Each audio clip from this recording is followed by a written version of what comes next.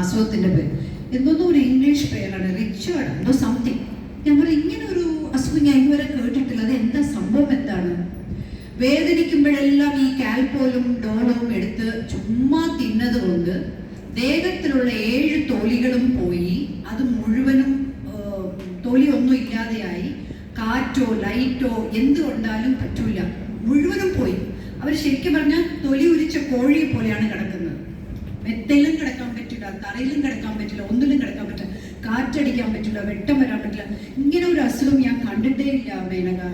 എൻ്റെ അമ്മ കിടന്ന് കഷ്ടപ്പെട്ടത് ഞാൻ അത്രേ ഉള്ളൂ. ഫാൻ ഇടാൻ പറ്റൂല, എരിയുന്നു എന്നാണ് പറഞ്ഞത്. അതിന് ട്രീറ്റ്മെന്റും ഇല്ല.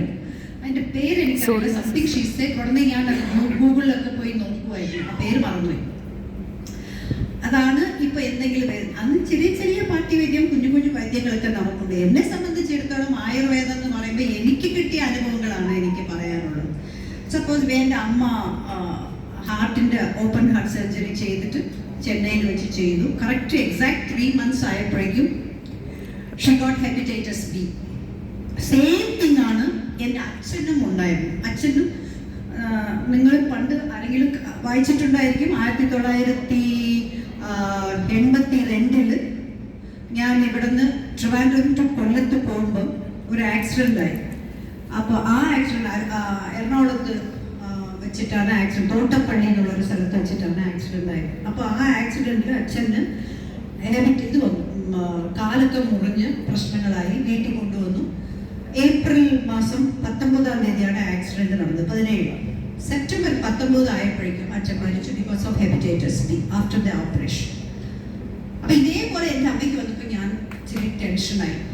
അയ്യോ, അന്നൊന്നും എനിക്ക് ഇതിനെക്കുറിച്ച് ഒന്നും അറിയില്ലല്ലോ. അപ്പോൾ പെട്ടെന്ന് എൻ്റെ വീട്ടിൽ ഒരാൾ കയറി വന്നു, ഒരു ദുബായിൽ നിന്നുള്ള ഒരാളാണ്. അദ്ദേഹം പറഞ്ഞു എനിക്ക് ഒരാളെ പരിചയമുണ്ട്. എനിക്ക് സത്യം പറഞ്ഞ അദ്ദേഹത്തിൻ്റെ പേരറിയില്ല, ദൈവമായിട്ടാണ് എനിക്ക് അദ്ദേഹത്തിന് എൻ്റെ കണ്ണു മുമ്പിൽ കൊണ്ടുവന്നത്.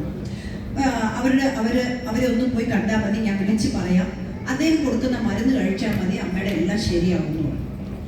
അദ്ദേഹത്തിന്റെ വീട്ടിൽ പോയി അദ്ദേഹം എന്ത് പറഞ്ഞോ ആ ഇത്, അതായത് കീഴാ നെല്ലി തന്നെയാണ് സാധാരണ ഹെപ്പറ്റൈറ്റിസ്